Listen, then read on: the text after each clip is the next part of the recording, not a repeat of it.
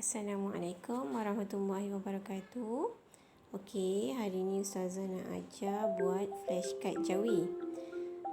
Bahan-bahannya boleh guna kertas A4 ataupun kertas mylar. Hari ni Ustazah guna kertas A4 saja.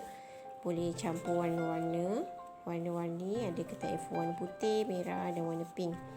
Okey, bahan kedua adalah gunting dan ketiga adalah marker pen.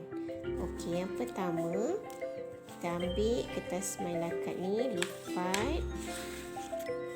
Kita lipat 4 dan kemudian kita potong.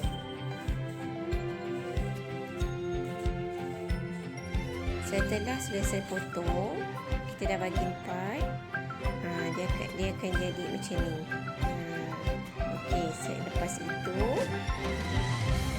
itu buka modul yang Ustazah berikan semalam. Dekat muka surat pertama terdapat mengenal huruf Jawi. Huruf Jawi ada 36 huruf. Jadi anak-anak dan ibu ayah boleh membuat aktiviti bersama-sama. Setelah kita dah potong tadi kertas menjadi 4 bahagian, kita tulis satu-satu huruf ni hingga alif hingga nya. Okey, mari kita buat.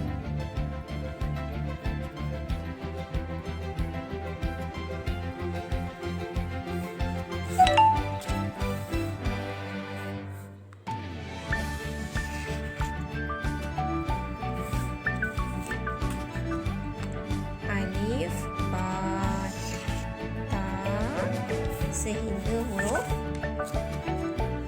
nya kita akan buat. Alhamdulillah, setelah kita selesai menulis huruf Jawi sebanyak 36 huruf, Ustazah satukan flashcard ini menggunakan stapler. Ibu ayah dan anak boleh menggunakan stapler ataupun tebuk lubang menggunakan benang ataupun ribin, ikut kreativiti masing-masing. Setelah siap, anak-anak boleh tulis nama di atas ini. Dan sebelum sesi pembelajaran bermula, anak-anak perlu membaca huruf-huruf Jawi ini dahulu menggunakan flashcard yang anak-anak buat sendiri. Okey, agar anak-anak boleh mengenal huruf Jawi dan boleh mengecam huruf Jawi. Okey, itu saja. Selamat mencuba. Assalamualaikum warahmatullahi wabarakatuh.